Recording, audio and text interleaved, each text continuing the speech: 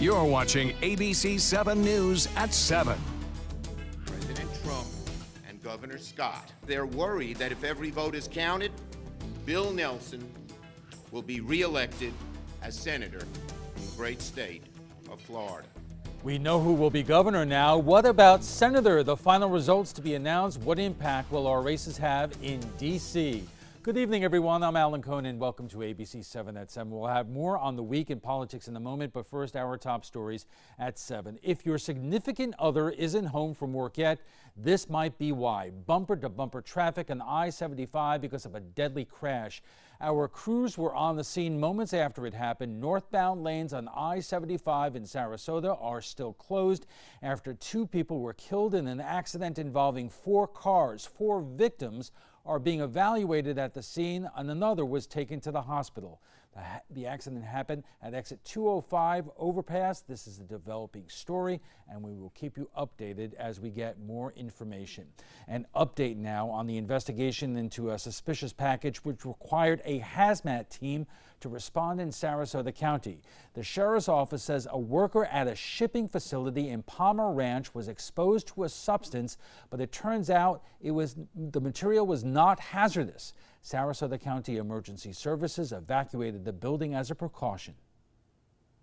There's a chemical element to it, so that's why the hazmat team responded. Crews with Sarasota County Emergency Services decontaminated the worker just to be safe. The FBI is now leading the investigation. The man whose body was found burning in an isolated road in Mayaca City Wednesday night has been identified. 35-year-old Antonio Maurice Bradley was discovered by a witness living in the area. First responders extinguished the flames, but Bradley was pronounced dead at the scene by EMS. Bradley has most recently been staying in Bradenton, but has also lived in Sarasota County. The death is being investigated as a homicide. A crash at a Florida racetrack claims the life of a young Sarasota woman. Katrina Moeller, also known as Kat, was killed during a race exhibition at a raceway in Sebring last night. The 24-year-old was in a jet dragster at Sebring Raceway. Details surrounding the crash have yet to be released. Investigators are still trying to figure out exactly what happened.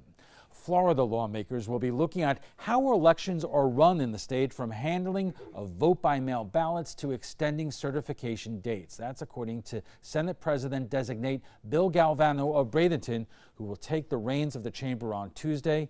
Earlier today, Galvano said he heard from a number of senators who want to revisit aspects of the state's election law. When asked about comments about Donald Trump and others regarding election integrity, Galvano said there probably wasn't much confidence in Florida's election process to start with going into Election Day. We've had too many problems through too many cycles. It is something that I am interested in doing. Taking a look at how we are working the process and if there are modifications that we can make to better serve the people. Galvano's goal is to keep future elections from a need for judicial intervention that has taken place over the past week and a half. Now let's head over to ABC7's Chief Meteorologist Bob Harrigan with the First Alert forecast. Bob. Thanks, Alan. And taking a look at the tower cam here again at the actually Holmes Beach cam, showing the waves coming down a little bit. The winds have abated, and we're looking at a beautiful sunset tonight, a nice afterglow as well, and clear skies out there as a result of a large area of high pressure which continues to dominate our weather. It's clear at the airport. It's already cool though, down to 57 degrees, and winds are out of the north-northwest at 7, making it feel a little bit cooler out there. Dew point temperature remains at 48 degrees, and we're looking for lows to start things off tomorrow morning into the 40s in places. Now by 11 o'clock tonight should be at 53, and it looks as though we'll see clear skies overnight. Those winds out of the north for the most part, 5 to 10 miles an hour. Those winds have come down, and some of the advisories that were out for boaters today, those no longer exist, and the winds will stay out of the north throughout the night, eventually veering around more to a northeasterly direction tomorrow, which will start to warm us up back into the mid-70s by the afternoon. Current temperatures at 46 in Tallahassee and temperature 47 in Jacksonville, so already down to the 40s there, still 72 in Miami. Around town, temperatures into the low 60s for the most part. The Gulf water temperature will continue to plummet. It was at 80 degrees just 2 days ago, now down to 75. Lows to start the day off tomorrow will be cool, and 48 in Inglewood, Northport 47 degrees. 47 in Lakewood Ranch, 53 in Longboat Key. The same low temperature expected at Anna Maria, into the mid-40s inland locations in Hardy and DeSoto and Highlands County. Some 40s overnight, warmer afternoon tomorrow, and we'll look for even warmer still on Sunday all the way through Thanksgiving. More in your forecast coming up in just a few minutes. Alan? Bob, thank you.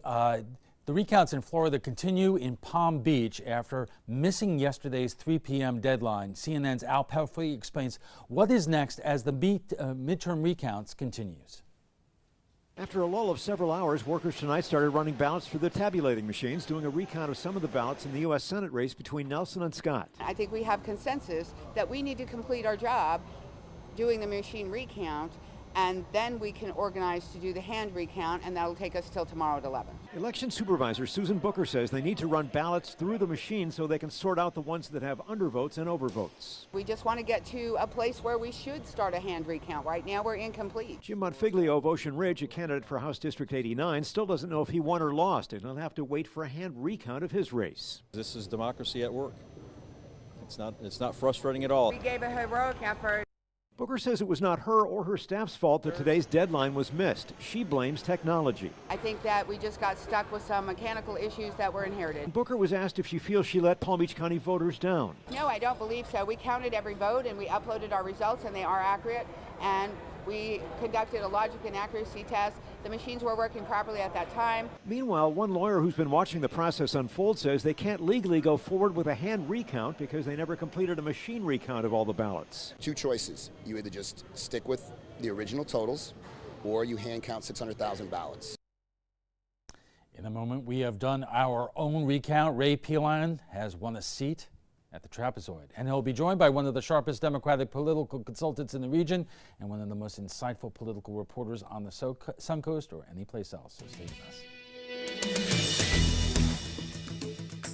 Stay connected to your clients and new customers using ABC7 digital media services. Our team of professionals provide a wide array of digital services to help you get the most out of your website. We specialize in building and helping you maintain the most effective digital solutions for your business. It's vital that your online presence stands out, so our experts will equip you with the best resources available. Trust ABC7 digital media services to give you the right tools to grow your business. Happy Honda Days are here, and you're gonna like the holiday clearance savings. Honda, I like it. Save on the Accord, on sale for just $249 a month. That's the North American car of the year for less than the competition. Our most impressive Honda ever, on clearance for only $249 a month, loaded with more options, including a turbocharged engine and Honda Sensing. Do not miss these Honda clearance savings this week at your local Honda dealer. This is an important message for anyone with Medicare. You may be eligible for an all-in-one Medicare plan that combines hospital, medical, and prescription drug coverage together with extra benefits that may include dental, vision, hearing aids, and much more. Some of these plans have a $0 monthly premium regardless of your income.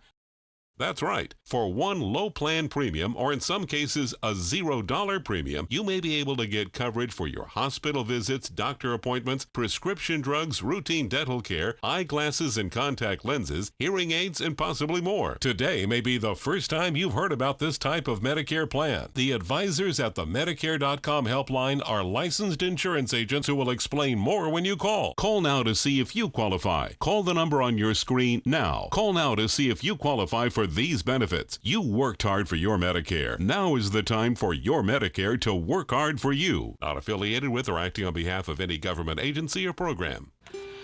A policeman stopped. Yeah, it was the lady parked next to me. I called my wife. My dad got up in the middle of the night. My neighbor helped me out. I called a tow truck. Anyone can jumpstart your car, but for replacing a dead battery and installing it for free, there's no one like Batteries Plus bulbs.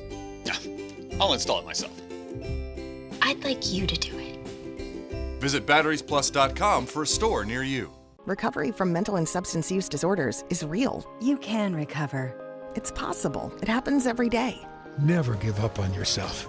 Discover hope and help. The world is a beautiful place again. Join the Voices for Recovery. For confidential information for mental and substance use disorders, call 1-800-662-HELP. ABC7, the Suncoast's official Florida lottery station. Welcome back. A federal judge in Tallahassee yesterday said, "We have been the laughingstock of the world election after election." While that might be true, it's not because we simply don't know how to do this election thing. You think machines that tabulate votes don't break down in New York, Illinois, or California? You don't think snafus involving signatures, undervotes, overvotes don't happen in New Jersey, Ohio, or New Mexico?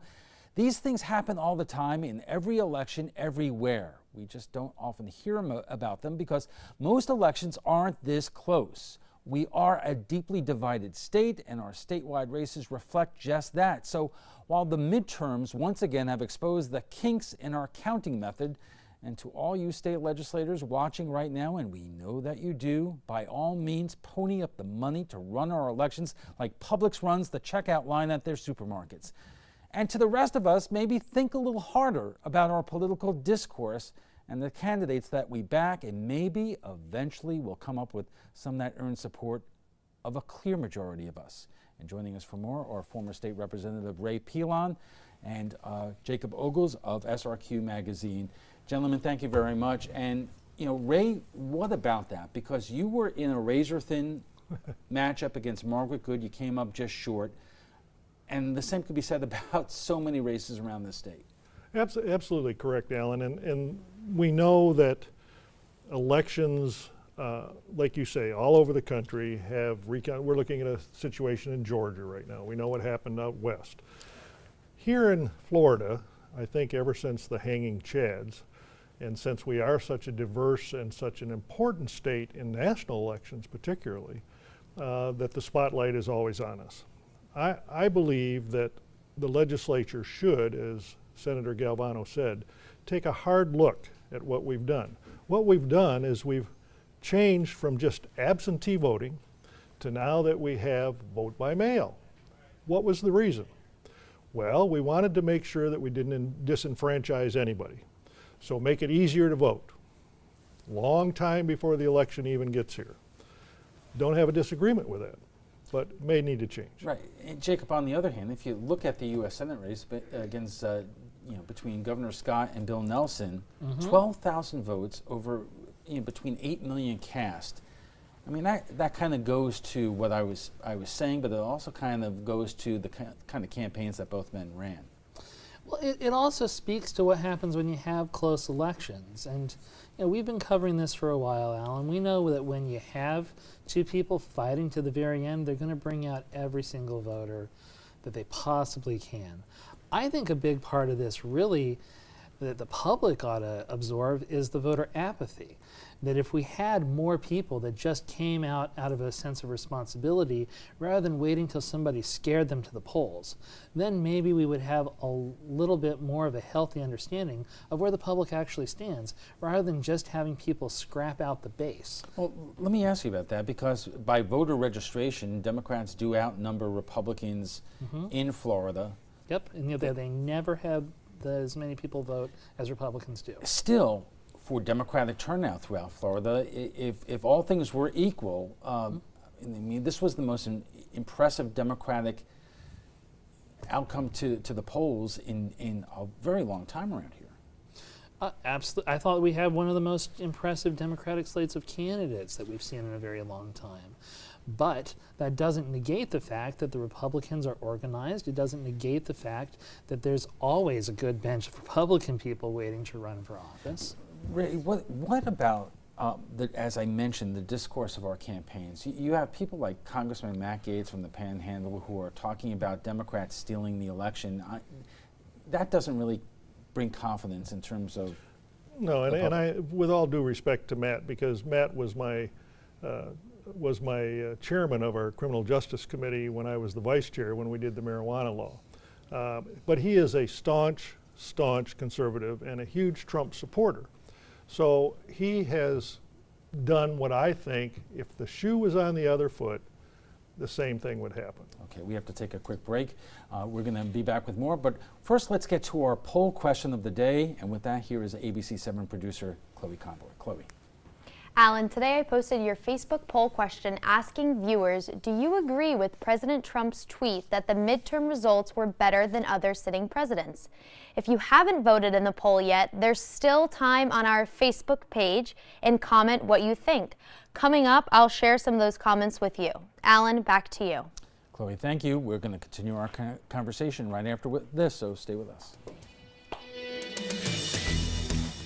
According to Golf Digest, 2 of the nation's top golf resorts are on the Robert Trent Jones Golf Trail, the Auburn Opelika Marriott at Grand National, and the Renaissance Ross Bridge Golf Resort and Spa in Birmingham. Plus, the Marriott at Grand National was recognized as Hotel of the Year by Marriott International. Experience luxury and world-class golf Southern style. Visit rtjgolf/resorts or call 800-949-4444 to book your trip to the trail.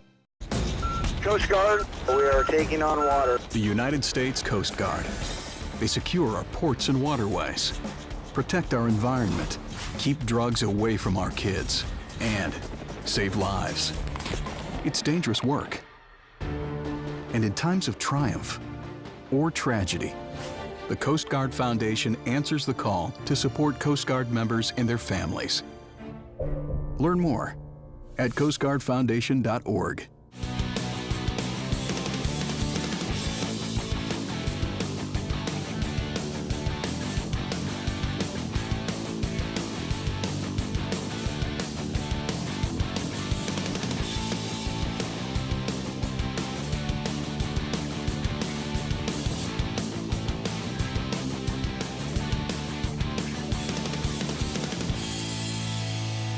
Saturdays at midnight on ABC7.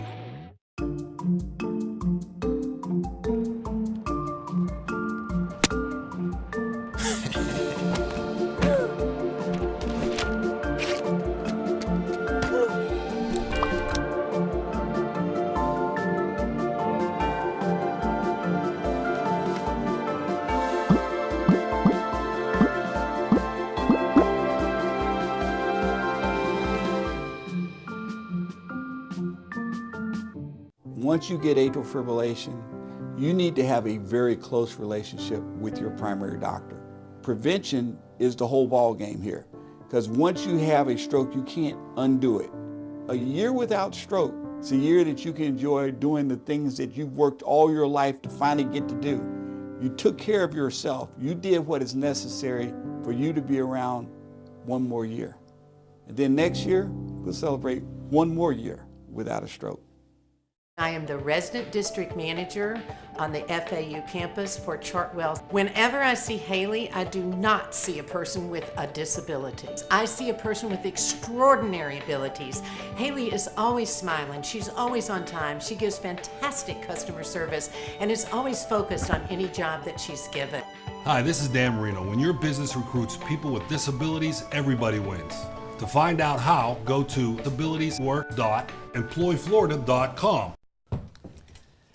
Our conversation on the week in politics continues right after we get a check on the first alert forecast with Chief Meteorologist Bob Harrigan. Bob. Thanks, Al. Different perspective. Same sunset over Sarasota Bay. From the Van Wezel webcam, you can see a little bit of ripple on the water there. That's a result of the stronger winds today, but those winds are dying down. Boaters, good news. Over the weekend, seas are calming, and we'll see a light chop in the bays and inland waters. Maybe a bit brisk in the morning, but I don't know if I want to be out there in a boat that early because temperatures are going to be cool to start the day off. In fact, already there, 57 degrees our current temperature, and we're expecting temperatures in the low to mid-50s by 11 tonight. 49 by around 7, 8 o'clock tomorrow morning in Northport, Mayaca City, and even in Lakewood Ranch. A little bit warmer, but still below average along the Keys. And we will see temperatures in the mid-40s in places like Wauchula, also into, again, Arcadia. Well, the high temperatures tomorrow will be a little bit warmer than we saw today. There won't be much wind either. It should be just a gorgeous day. Low humidity, lots of sunshine, temperatures in the mid-70s, and we'll expect a little bit warmer weather to move in on Sunday. Well, all the talk has been about the nor'easter, which has caused all sorts of headaches for traveling over the northeast United States and through the Midwest due to the ice storm there a couple of days ago. That storm has since exited off and continues to move through Halifax and eventually on into St. John's. But we're getting some lake effect snows near Buffalo and western portions of New York tonight. Those are expected to continue as a result of that west to northwest wind. For us, high and dry. High pressure moves in. Dry conditions persist right through the weekend and beyond. We're not expecting a lot of rainfall at all the way through Thanksgiving for the most part. You can see some low clouds off into the Atlantic, also into the Gulf of Mexico. These are known as street clouds because they line up like a street. As you see right there, that's just that cold air moving over the warmer waters of the Gulf of Mexico. The Gulf of Mexico really starting to cool down too over the northern portion of that particular body of water. North winds will stay 5 to 10 miles an hour. You'll notice a little bit of a turn to the northeast tomorrow, and that turn is going to warm us up. We'll see highs in the mid-70s, right around 75 degrees. Still below average. Average high for this time of year at 78 degrees, and we'll get back to that, I think, on Sunday. Low temperatures won't be as cool on Sunday morning, but you'll still need a jacket, I think. We'll be in the mid to upper 50s. I mentioned that Clipper system, another one coming through Ohio, Indiana, Illinois. It moves off to the northeast. Another quick hitting system moves through the northern New England states on Tuesday. We'll watch this area right here. This is going to bring us a slight chance for a shower or two come late Thanksgiving and into Friday morning. Now, there will be a lot of people out for those early morning sales, and it could be a little wet. That storm will once again move up the northeast coast. And right now, it doesn't appear it's going to be as bad, but we'll have to watch it. If it moves closer, they could see another pretty big storm system over the northeast United States. 57 degrees right now. It's clear, and it's low as far as the humidity goes. Right now, it's 72%, and that dew point really low. The high today was 70. The low this morning was 56 degrees, below the average. And current temperatures are looking at 30s and 40s across the northeast and throughout the mid-Mississippi Valley. We're seeing temperatures in the 50s there. 14 now in Minot. Here's the forecast then for boaters tomorrow. I mentioned a little bit of a breeze tomorrow morning, and then looking pretty good in the afternoon. The extended forecast is calling for mid-70s tomorrow, upper 70s on Sunday. That's more average, and then it stays that way right through Thanksgiving. Chance for rain, as I mentioned, on late Thursday and into Friday morning. Alan? Bob, thank you. We are talking about the week in politics, and joining us for more are former state representative Ray Pilon, Barry Edwards, a Democratic consultant, and Jacob Ogles of SRQ magazine. And Barry, welcome to the Trapezoid. We've been talking about how close this race for governor was, and there was an interesting article in the Tampa Bay Times today about what role, if any, race played in the governor's race, and you had some interesting quotes. And I'm wondering, because a lot of the polls going into Election Day had Gillum up, and people really assumed that he had an excellent chance of winning, but you said that there were certain factors other than race that really kind of explains why you believe he lost. Absolutely. If you look at the polls in the beginning, right after he won the nomination, he was up 6-8 points, typically in those polls. And so people knew he was black at that point. And if you had what they call the Bradley effect, where you say you're going to vote for him but don't, you know, you'd have the polls would show he's higher, but then on Election Day he would fail. But the polls gradually got down as, especially after Susan Wiles was hired by Ron DeSantis' campaign, his record, his progressive views, and the FBI investigation came out. As people became more and more aware of those, his negative rose and his poll numbers fell. So black was not why he lost. He lost because he was too liberal for the state of Florida. And this was the race where progressives have always told us that if you had a pure progressive, they would turn out in droves, and it just didn't happen for him or Sean Shaw. But Jacob, the Tampa Bay Times looked at exit polls from around the state, and in a lot of key areas, Bill Nelson outperformed Andrew Gillum, which is really kind of a surprise because the preconceived notion is that Gillum might bring Nelson across the finish line. That's right. All the polls in advance of the election were showing Gillum polling better than Nelson. Most were showing both of the Democrats winning. So it is still a bit of a question, I think, exactly what happened. I do agree Gillum's negatives were going up quite a bit, but I don't know if I'd quite dismiss the Bradley effect completely. Ray, what do you think? Well, it's pretty obvious that people don't understand. Well, I guess we should have learned our lesson with polls, but Barry's correct about how those polls reacted, especially towards the end. What people don't count on when they do these polls, even though they do no party affiliates, Democrats, demographics, whatever, we never hear on the media what the sampling was, which is very critical. You know, I mean, I can do polls that are 300 people or 800 people. There's probably not much difference. But from the Republican standpoint, having known these Republicans in Florida for now some 40 years, they were sitting at home saying, yeah, watch. Well, but let me ask you this, because, you know, Gillum whether you agree with him or not, was, laid out what he was for and his ideas, and I still don't understand or know what DeSantis ran on, except for Neither do I. But another thing for Gillum is there was a whisper campaign about his sexuality, and when Adam Corey released the pictures of him with the black man and the white man, and I just interviewed some black women this morning, and they used the word chummy. He was too chummy. So there was a whisper campaign, and if you look at the exit polls, Bill Nelson actually performed about 6 to 8 points better amongst African Americans than Andrew Gillum. Yeah. And so you can't discount that factor. Yeah. All right, we have to take a quick break. We're just getting warmed up. Our conversation on the midterm elections will continue right after this quick break. Stay with us. Great.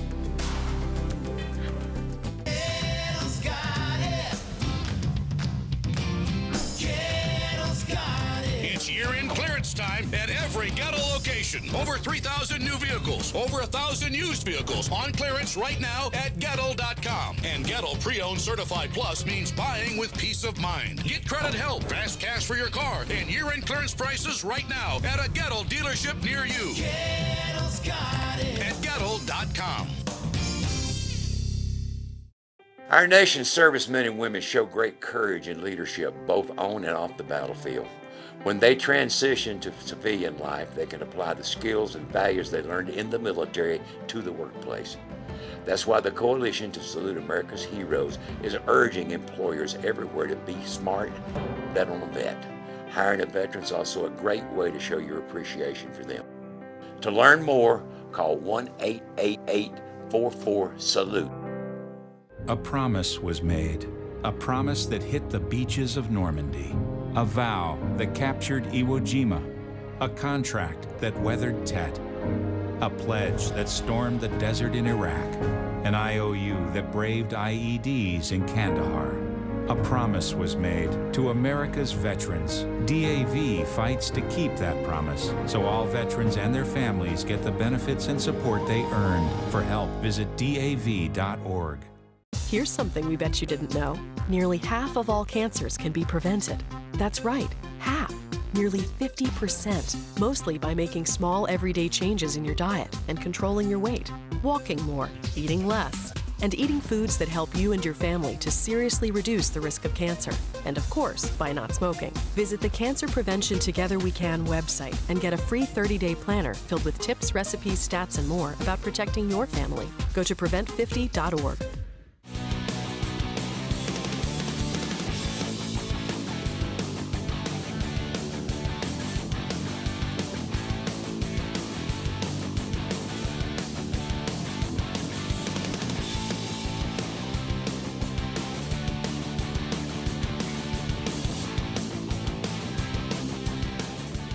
Watch Saturdays at midnight on ABC7. Premieres September 8th.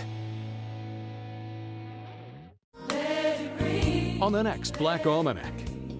Think nonprofits don't understand good business? Well, Sarasota has 32 of them collaborating to develop future physicians, physicists, creatives. Their business plan focuses on preparing babies born into poverty for the workforce.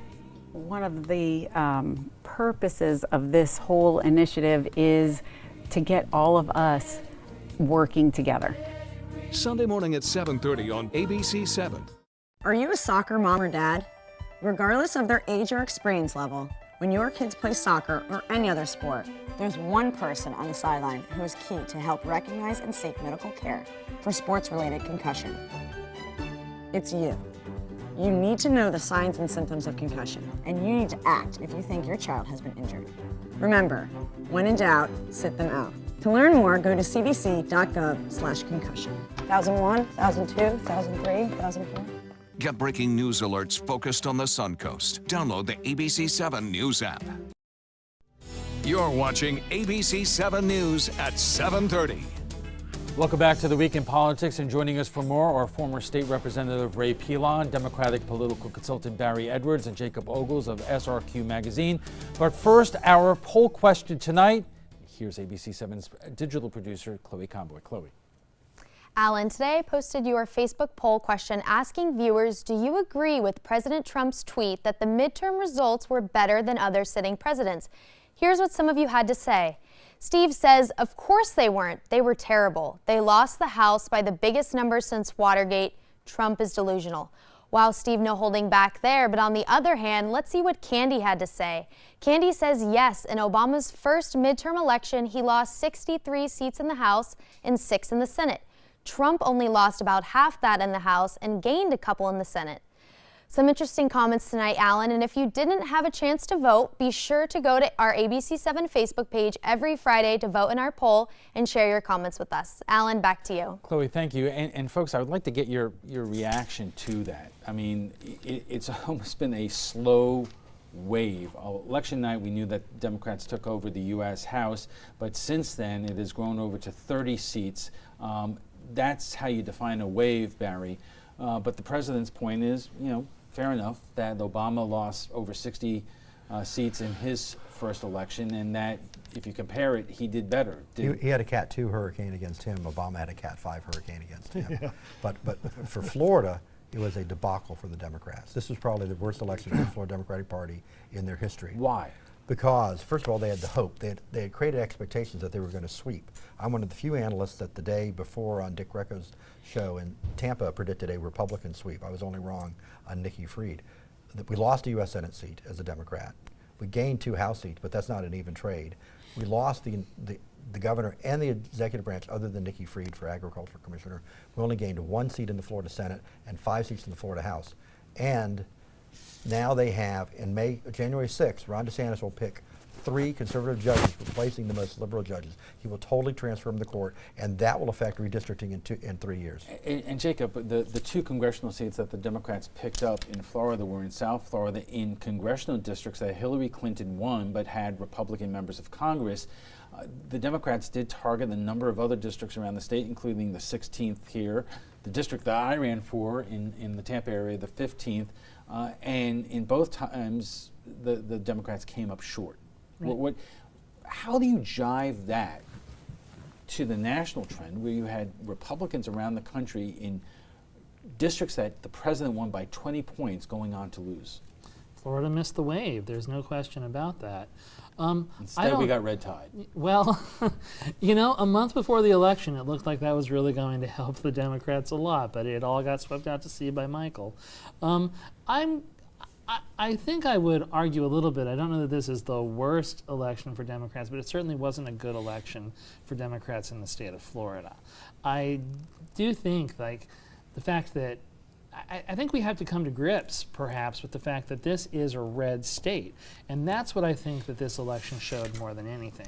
Is it a red state when, if you look at the statewide races, for all intensive purposes, they were 50-50? But it was a good year for Democrats. But there was an 8, in the other 2 races where Rick Scott won, the generic congressional ballot was 5 or 6 in Florida. The congressional generic ballot this year was for the Republicans. This year was 6 to 8 for the Democrat. So the Democrats all had an 8-point wind at their back, and we still came up short. So I agree. Florida is now trending more Republican, and the fact is they won. Right. And Ray, I mean, your take, the national trends don't seem to apply in Florida. Never have and never will. Florida's unique. It always has been. I mean, we've you know, as we've talked about many times, the many years that we've had the majority. When I went to the House the first time in 2010, we had a supermajority, which meant we could waive the rules, which we didn't do much. But that was a huge win. But Obama did win this state twice. Well, a very small amount, and so you have to look at these races. I mean, you look at Obama and who he's running against. Now you look at the fact that, you know, Trump has interjected himself 2 years before his election, and identity politics has come in. It helps some people and hurts some people. But in general, you've got those huge number of people that don't like either one of us. They don't like you, Barry, and they don't like me, because one's a Democrat and one's a Republican. And if you're an identity person and you're now a strong progressive, and if you're a Republican and you're a staunch conservative, whether you are or not, you are, based on identity of what's happening nationally. All right, I want to completely change topic, and I want to talk about the decision by a federal judge in Washington to return the White House press credentials of Jim Acosta, the chief White House correspondent from CNN. Jacob, you wave your fist in the air. That's right. Let me ask you this tough question, because you had news organizations from CNN and Fox that were on Jim Acosta's side here, but does it matter that some people feel that Acosta has become part of the story, not just because of asking the president tough questions, but in the manner that he does so? Certainly there's reasons for people to dislike Jim Acosta, and there's reasons to question whether or not he's playing the role that people expect a journalist at CNN to play. But the problem with even bringing that into the equation when it talks about press credentials is it shouldn't matter whether you like or I like or Donald Trump likes anybody for them to have the right to question our government leaders. That's a fundamental right. It's the First Amendment to the United States Constitution for a reason, and that's why it really is an irrelevant question whether Jim Acosta is good at his job or not, whether he gets credentials. Ray, I've heard a lot of Republicans say, you know what, CNN has 50 other credentialed reporters that could go into the White House. Jim Acosta was over the line here. Do you at all believe that it sets up a very dangerous precedent that a lawmaker, whether it's the president or anybody else, can say, I'll talk to that reporter, but I'm not going to talk to that reporter? No, I don't think that's right, no matter who the president is or who the reporter is. Jim Acosta is there in that front row because he knows how to push President Trump's button. President Trump can usually push back. I'd be interested to see now whether Jim Acosta is in the back row or the front row, because they have that ability to do that based on the room. But I don't think it's ever good.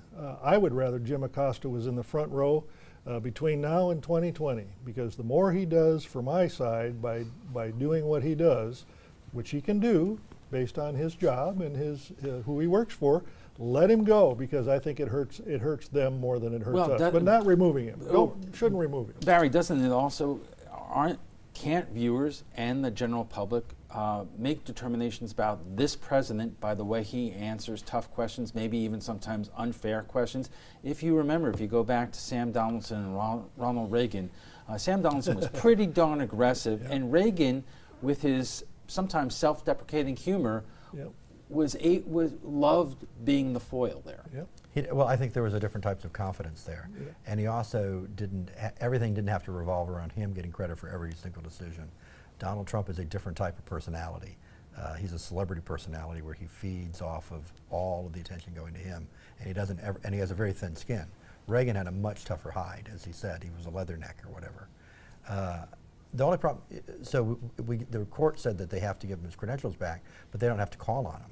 I mean, so now we could be eliminating CNN from ever getting part of the dialogue again, so that's a problem too. We only have a few seconds left here, but do you think that, Jacob, are you concerned that there could be a chilling effect on whether it's Acosta or the other correspondents there, that they have to temper or feel they have to temper their questions because they don't want the same thing to happen to them? Well, not now that the case has been won by CNN, and as long as that case stands, I think that shows that reporters can ask the questions that they bring to the press conferences and not fear punishment from a subject that doesn't want to face scrutiny. All right, we have to take a quick break. We'll have final thoughts when we return, so stay with us. Christmas Traditions by Lux Art Silks, where more is merrier. Make your holidays sparkle with style. Browse our amazing showroom, cute collectible cottages, and beautiful Christmas displays. Find the inspiration, selection, and quality you need to deck the halls merry and bright. Christmas Traditions also features the area's largest selection of quality pre-lit Christmas trees, every size, shape, and color, and plenty of decorations to make your home shine for the holidays. Christmas Traditions by Lux Art Silks, where more is merrier. Visit us on New 301, just a quarter-mile north of University Parkway.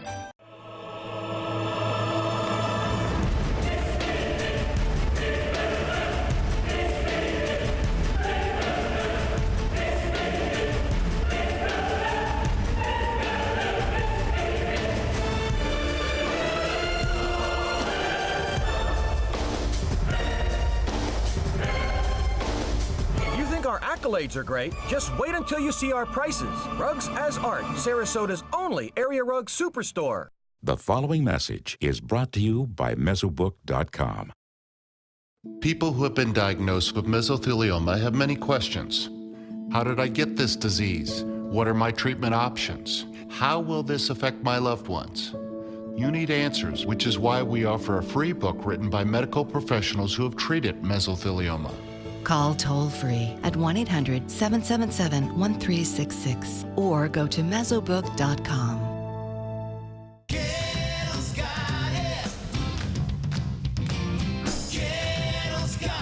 It's year-end clearance time at every Ghetto location. Over 3,000 new vehicles, over 1,000 used vehicles on clearance right now at Ghetto.com. And Ghetto Pre-Owned Certified Plus means buying with peace of mind. Get credit help, fast cash for your car, and year-end clearance prices right now at a Ghetto dealership near you. Ghetto's got it. At Ghetto.com.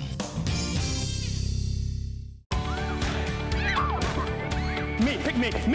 Oh, come on, man.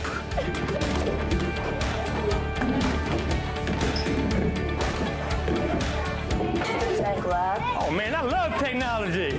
Hey, yo, check out my new phone. Look at this right here. For years, the DeSoto Club has needed improvements. Join me and Boys and Girls Club of Manatee County as we raise money to build a brand new facility. It will be bigger and better, just like it was 40 years ago when I attended. Invest in kids. Build great futures. Your daughter just had her first breakup. Do you A, put yourself in her shoes, B, console her, don't worry, sweetie. This is gonna happen a lot. or C, find her a new boyfriend? Nice single boys. That was weird. As a parent, there are no perfect answers. But you don't have to be perfect to be a perfect parent. Thousands of teens in foster care will love you just the same. And our guest joining us right now for final thoughts. I want to get your take on some exit polling done by CNN. Number one, that Republicans have an age problem. Number two, white women are swing votes. And number three, most people still identify, Barry, as Democrats, despite the results here in Florida. That's true. But I think that even though the Republican Party is getting older, it's going to get even older because of the 25 top metro growth areas in the country, 10 are in Florida. And of those 10, 9, Donald Trump won by double digits, including the number one, which is in the Villages in Central Florida. More white Republicans registered over 55 there than all the Puerto Ricans after Hurricane Irma. So they're older, they're whiter, and they're all Republican, and they all vote. Jacob, what do Democrats around here do? I mean, they Margaret Good won. I'm sorry, Ray, but hey, okay. That's a bright spot here. But they got wiped out just about in every other race. Yeah, I would say Democrats in Sarasota and Manatee significantly underperformed expectations. Frankly, that includes Margaret Good, who only won against Ray by less than 2% in the end.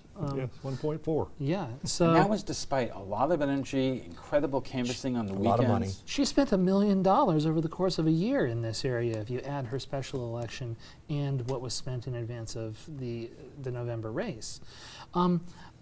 I don't know. I think that the problem for Democrats locally is that all their energy seems to be compacted into the city of Sarasota, and they just can't survive, or at least they can't continue to grow if all of their energy is all bottled up right here. Statewide, Ray, as they say, demographics are destiny. And in Florida, as well as every place else, the demographics are going against, I'm sorry, older white men. So what does the Republican Party have to do? Well, it's just like Jacob said. I mean, let's think about that a minute. I don't care whether it's at the Villages or here or in Venice, where I'm going to retire when I get older. You know, it's Venice, Italy, or Venice, Florida? Yeah, Venice, Florida. But that's going to maintain a huge base for the Republicans in certain areas.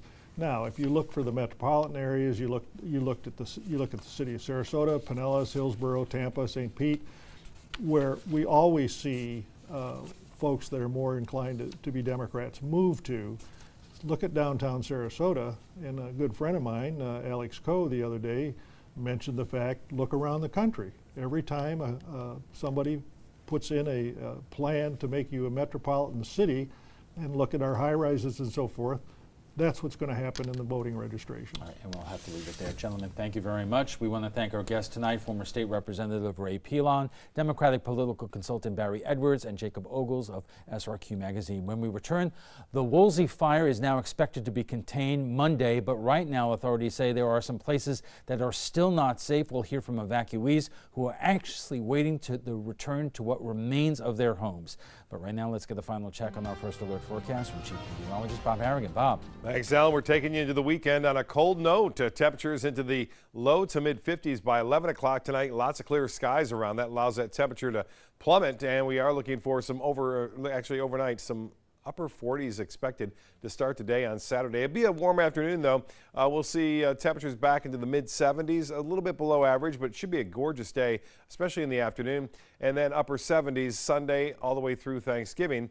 And no real mention of any significant rainfall headed our way anytime soon as a result of a large area of high pressure building in. That snowstorm that caused all sorts of headaches over the Northeast is now weakening and exiting off to the northeast. High pressure is building in over the southeast, keeping skies clear. Still getting some lake effect snows near Buffalo, and actually now some rain there as temperatures are starting to warm. And for us, no rain around. We don't anticipate any rainfall, as I mentioned. Some cloudiness off in the Gulf of Mexico due to that cold air.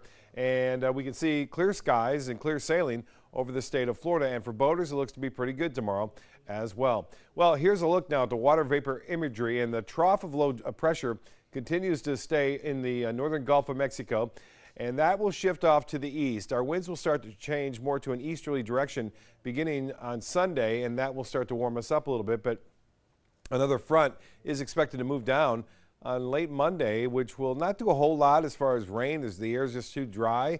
But we will see temperatures maintaining themselves into the upper 70s, which is typical for this time of year. Those winds, as I mentioned, will veer a little bit more to the east-northeast tomorrow, and that will warm us up in the afternoon.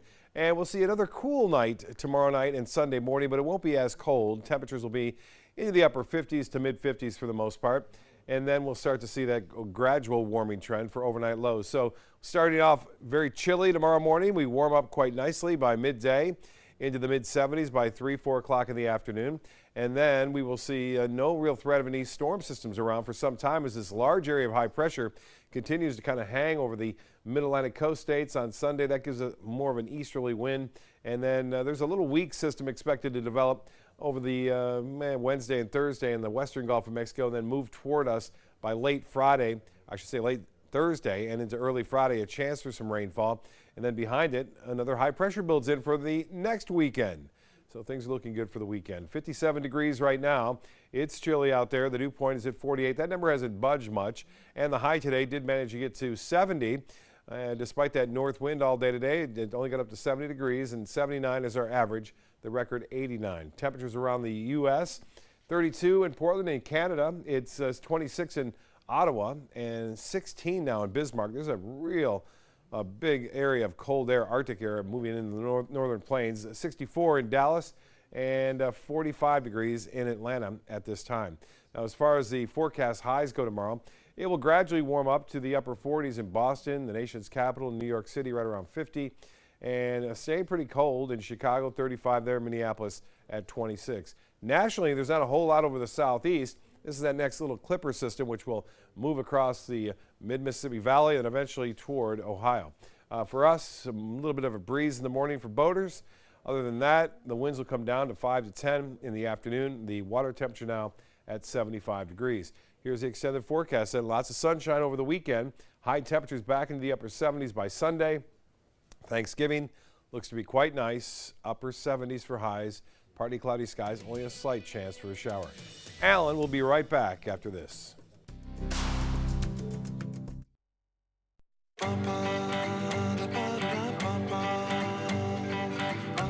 Where to go and what to do in Muscle Shoals in Florence, Alabama.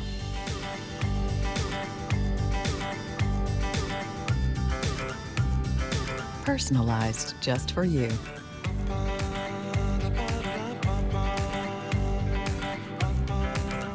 Find your sweet spots at alabama.travel/sweet spot. This is an important message for anyone with Medicare. You may be eligible for an all-in-one Medicare plan that combines hospital, medical, and prescription drug coverage together with extra benefits that may include dental, vision, hearing aids, and much more. Some of these plans have a $0 monthly premium regardless of your income. That's right. For one low plan premium, or in some cases a $0 premium, you may be able to get coverage for your hospital visits, doctor appointments, prescription drugs, routine dental care, eyeglasses and contact lenses, hearing aids, and possibly more. Today may be the first time you've heard about this type of Medicare plan. The advisors at the Medicare.com helpline are licensed insurance agents who will explain more when you call. Call now to see if you qualify. Call the number on your screen now. Call now to see if you qualify for these benefits. You worked hard for your Medicare. Now is the time for your Medicare to work hard for you. Not affiliated with or acting on behalf of any government agency or program.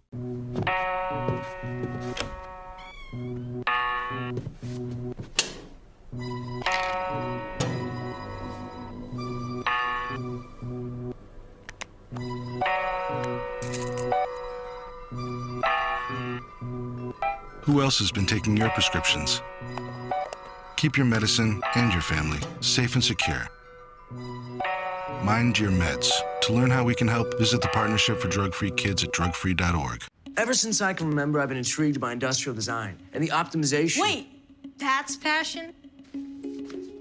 Ever since I can remember, my passion has been industrial design. We need 3D printers for Miss Adams' engineering program so that we are ready to solve 21st century challenges. Impressive. Think It Up is a new initiative to support student-powered, teacher-led learning projects. Students and teachers, how can you spark great learning experiences in your classroom today? Think It Up.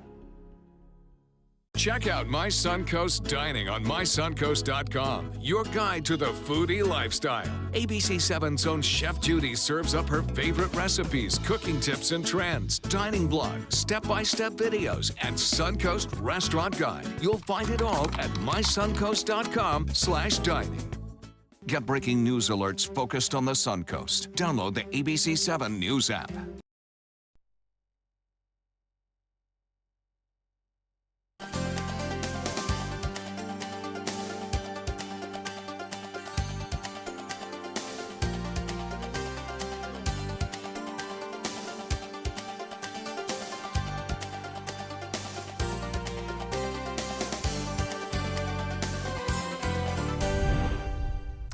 Checking primetime headlines, weather conditions have improved dramatically and more evacuation orders are being lifted in Southern California. But for so many, they are coming home to find nothing. The president will be there tomorrow to see the sheer scope of the devastation up close and personal with survivors. ABC's Maggie Rulli has the latest. As more evacuation orders are being lifted in Malibu, we're now getting a better picture of just how widespread this destruction really is. In Northern California, a dangerous smog is blanketing cities. The air is so bad, so bad. Bay Area schools are closed, and authorities are urging people to remain indoors. Search crews are forced to push past this blinding smoke, continuing their painstaking search for the hundreds of people who remain missing. As authorities say, they expect the death toll to rise even further. The fire moves so fast. I never seen a fire move that fast. I mean, they didn't even have time to tell us to evacuate. Many who survived lost everything. We tried to fight it off. We just couldn't fight it off. Hundreds are now living in a Walmart parking lot, making a new makeshift community, relying on each other and strangers coming from all over to bring supplies and help clean up. We got people from as far down as Vista and San Diego up here helping us out. Thousands of homes lost across the state, 9,000 alone in the town of Paradise, where in just a few hours, the 170-year-old town of 27,000 people went up in flames. Now they're vowing to rebuild.